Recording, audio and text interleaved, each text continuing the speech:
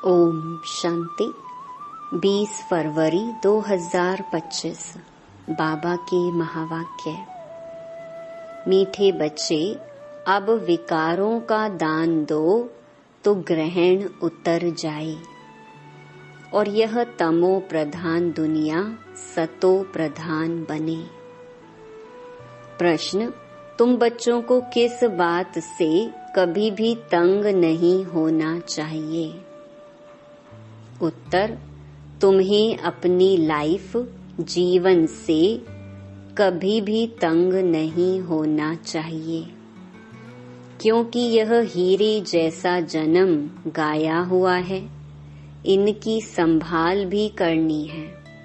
तंदुरुस्त होंगे तो नॉलेज सुनते रहेंगे। यहाँ जितना दिन जिएंगे कमाई होती रहेगी, हिसाब किताब चुकतू होता रहेगा। गीत। ओम नमो शिवाय। ओम शांति। आज गुरुवार है। तुम बच्चे कहेंगे सत गुरुवार, क्योंकि सतयुग की स्थापना करने वाला भी है। सत्य नारायण की कथा भी सुनाते हैं। प्रैक्टिकल में नर से नारायण बनाते हैं। गाया भी जाता है सर्व का सद्गति दाता। फिर वृक्षपति भी है। यह मनुष्य सृष्टि का झाड़ है, जिसको कल्प वृक्ष कहते हैं। कल्प कल्प अर्थात 5000 वर्ष बाद फिर से हूबहू रिपीट होता है। झाड़ भी रिपीट होता है ना। फूल 6 मास निकलते हैं, फिर माली लोग जड़ निकाल रख देते हैं, फिर लगाते हैं तो फूल निकल पड़ते हैं। अब यह तो बच्चे जानते हैं, बाप की जयंती भी आधा कल्प मनाते हैं, आधा कल्प भूल जाते हैं। भक्ति मार्ग में आधा कल्प याद करते हैं। बाबा कब आकर के गार्डन ऑफ फ्लावर्स स्थापन करेंगे? दशाएं तो बहुत होती है ना। बृहस्पति की दशा भी है, उतरती कला की भी दशाएं होती हैं। इस समय भारत पर राहु का ग्रहण बैठा हुआ है। चंद्रमा को भी जब ग्रहण लगता है तो पुकारते हैं, दे दान तो छूटे ग्रहण।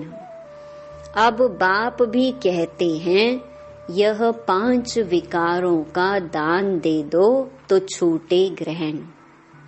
अभी सारी सृष्टि पर ग्रहण लगा हुआ है। 5 तत्वों पर भी ग्रहण लगा हुआ है, क्योंकि तमो प्रधान है। हर चीज नई फिर पुरानी जरूर होती है। नई को सतो प्रधान, पुरानी को तमो प्रधान कहते हैं। छोटे बच्चे को भी सतो प्रधान, महात्मा से भी ऊंच गिना जाता है, क्योंकि उनमें 5 विकार नहीं रहते। भक्ति तो सन्यासी भी छोटेपन में करते हैं। जैसे राम तीर्थ श्री कृष्ण का पुजारी था, फिर जब सन्यास लिया तो पूजा खलास। सृष्टि पर पवित्रता भी चाहिए ना। भारत पहले सबसे पवित्र था, फिर जब देवताएं वाम मार्ग में जाते हैं तो फिर अर्थक्वेक आदि में सब स्वर्ग की सामग्री, सोने के महल आदि खलास हो जाते हैं। फिर नए सिर बनने शुरू होते हैं। डिस्ट्रक्शन जरूर होता है। उपद्रव होते हैं जब रावण राज्य शुरू होता है। इस समय सब पतित हैं। सतयुग में देवताएं राज्य करते हैं। असुरों और देवताओं की युद्ध दिखाई है, परंतु देवताएं तो होते ही हैं सतयुग में। वहां लड़ाई हो कैसे सकती? संगम पर तो देवताएं होते नहीं। तुम्हारा नाम ही है पांडव। पांडवों कौरवों की भी लड़ाई होती नहीं। ये सब हैं गपोड़े। कितना बड़ा झाड़ है, कितने अथाह पत्ते हैं, उनका हिसाब थोड़े ही कोई निकाल सकते। संगम पर तो देवताएं होते नहीं।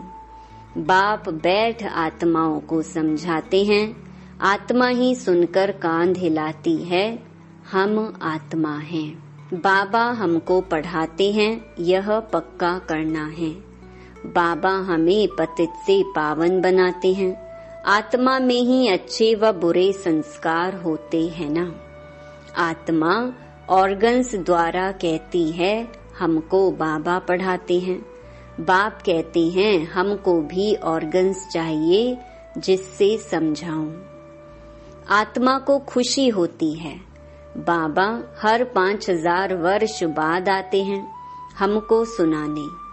तुम तो सामने बैठे हो ना, मधुबन की ही महिमा है। आत्माओं का बाप तो वह है ना, सब उनको बुलाते हैं। तुमको यहाँ सम्मुख बैठने में मजा आता है, परंतु यहाँ सब तो रह नहीं सकते। अपनी कारोबार, सर्विस आदि को भी देखना है। आत्माएं सागर के पास आती हैं, धारण कर फिर जाए औरों को सुनाना है, नहीं तो औरों का कल्याण कैसे करेंगे। योगी और ज्ञानी तो आत्मा को शौक रहता है, हम जाकर औरों को भी समझाएं। अब शिव जयंती मनाई जाती है ना, भगवानुवाच है। भगवानुवाच श्री कृष्ण के लिए नहीं कह सकते, वह तो है दैवी गुण वाला मनुष्य। डेटिज्म कहा जाता है। अब बच्चे यह तो समझ गए हैं कि अभी देवी देवता धर्म नहीं है, स्थापना हो रही है। तुम ऐसे नहीं कहेंगे कि हम अभी देवी देवता धर्म के हैं। नहीं, अभी तुम ब्राह्मण धर्म के हो, देवी देवता धर्म के बन रहे हो। देवताओं का परछाया इस पतित सृष्टि पर नहीं पड़ सकता है, इसमें देवताएं आ ना सके। तुम्हारे लिए नई दुनिया चाहिए। लक्ष्मी की भी पूजा करते हैं तो घर की कितनी सफाई कर देते हैं। अब इस सृष्टि की भी कितनी सफाई होनी है। सारी पुरानी दुनिया ही खत्म हो जानी है। लक्ष्मी से मनुष्य धन ही मांगते हैं। लक्ष्मी बड़ी या जगत अम्बा बड़ी? अम्बा के मंदिर भी बहुत हैं, मनुष्यों को कुछ भी पता नहीं है।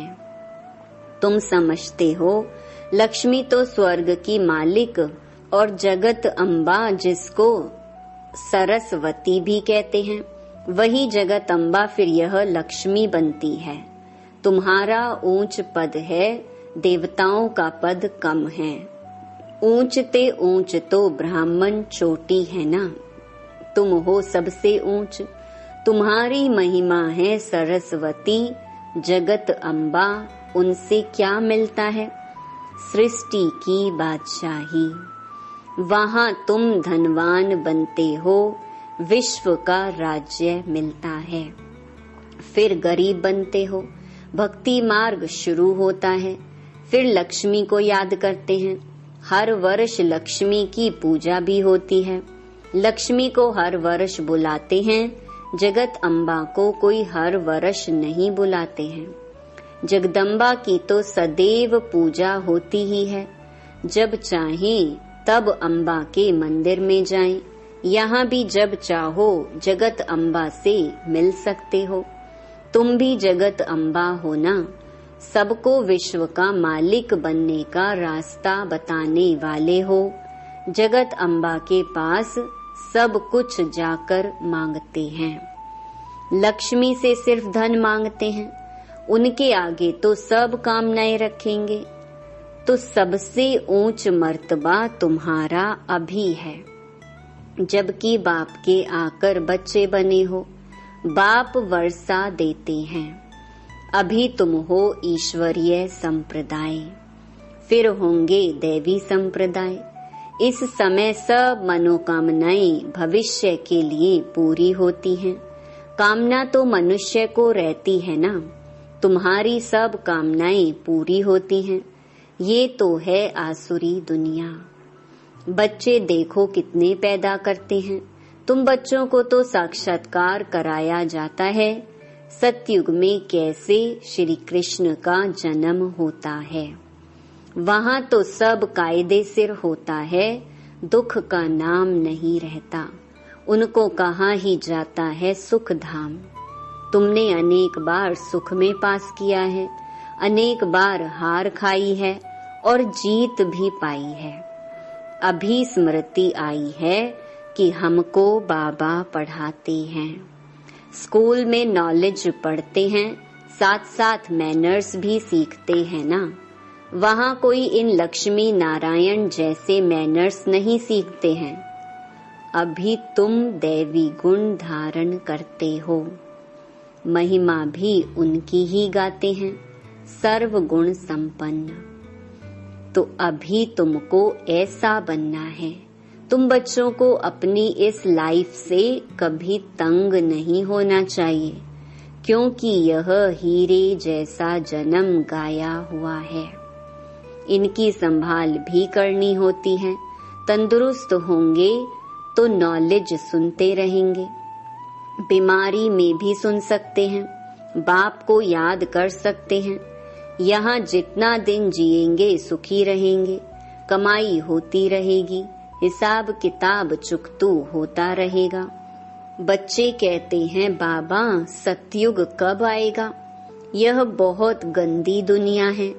बाप कहते हैं अरे पहले कर्मातीत अवस्था तो बनाओ, जितना हो सके पुरुषार्थ करते रहो। बच्चों को सिखलाना चाहिए कि शिव बाबा को याद करो, ये है अव्यभिचारी याद। एक शिव की भक्ति करना वह है अव्यभिचारी भक्ति, सतो प्रधान भक्ति। फिर देवी देवताओं को याद करना वह है सतो भक्ति। बाप कहते हैं उठते बैठते मुझ बाप को याद करो।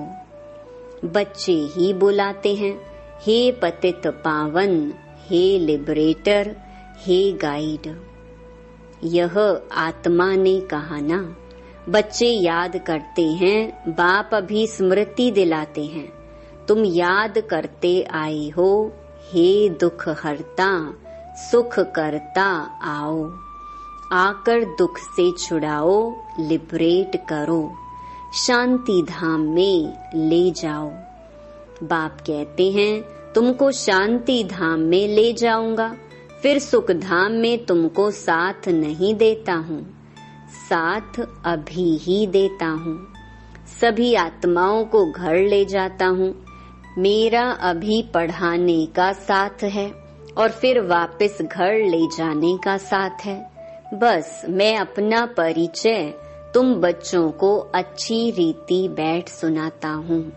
जैसे जैसे जो पुरुषार्थ करेंगे उस अनुसार फिर वहाँ प्रालब्ध पाएंगे। समझ तो बाप बहुत देते हैं। जितना हो सके मुझे याद करो तो विकर्म विनाश होंगे और उड़ने के पंख मिल जाएंगे। आत्मा को कोई ऐसे पंख नहीं है। आत्मा तो एक छोटी बिंदी है।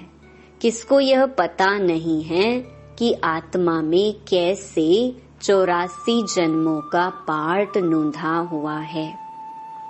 ना आत्मा का किसको परिचय है, ना परमात्मा का परिचय है।